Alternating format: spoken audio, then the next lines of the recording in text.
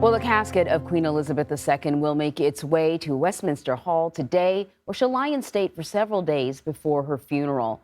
A royal procession started at Buckingham Palace, and it's planned for today.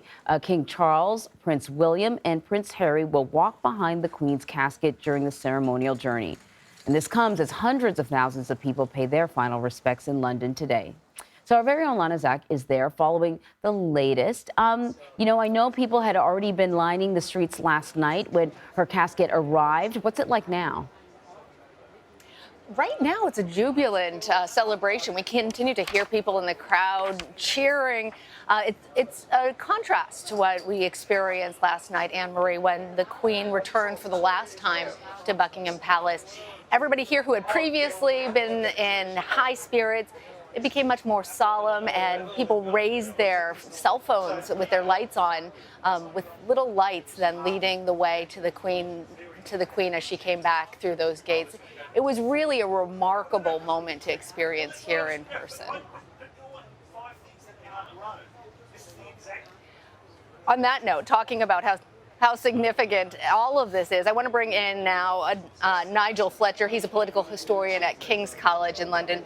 Nigel, you and I have been talking about the significance. We saw when her coffin came, it was draped in the royal standard. Explain to us more about all the significance that goes into this, including the gun carriage that will transport her to Westminster Hall today. Yes, this is the beginning of the full sort of state funeral, and we haven't seen a state funeral in this way in the UK since 1965, when Winston Churchill had one. We've had royal ceremonial funerals, the Queen Mother's and of course Princess Diana's, but this is the big one. This is a really huge ceremonial, and there's lots of traditions, including, as you say, the gun carriage, which on some occasions is drawn by the King's Troop, Royal Horse Artillery.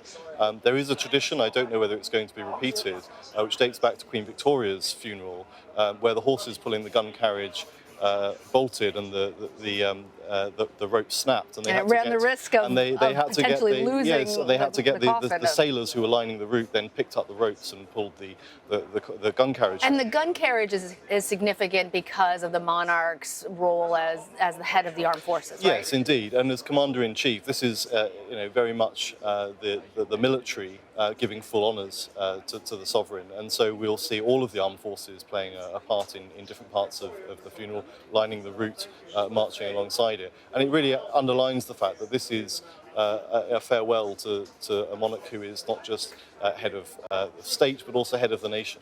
So help us understand, back in the United States, the system, the constitutional monarchy, and how King Charles will step into that role, what powers he'll have, what powers he won't have. Well, it's interesting because we've just had a change of government as well. The last thing that the late Queen did was to appoint a new Prime Minister.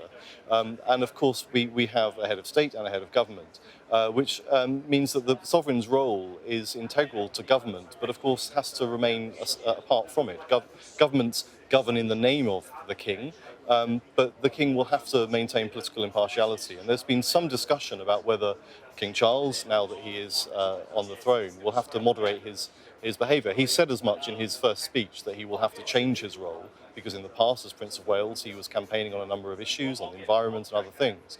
He knows now that as the constitutional monarch, he will have to reign in the way that his mother did, observing complete political impartiality. And we will see him later today. Nigel Fletcher, thank you. Anne-Marie will be watching to see King Charles, also accompanied by Princes Harry and William, his sons, walking behind that gun carriage along with other members of the royal family. Anne-Marie, I'm going to send it back to you in New York. Yeah, it was quite an image watching her casket as it was arriving at Buckingham Palace, and it was particularly moving. I imagine as it heads to Westminster Hall, it's going to be just as moving. Thank you so much, Lana. Yeah.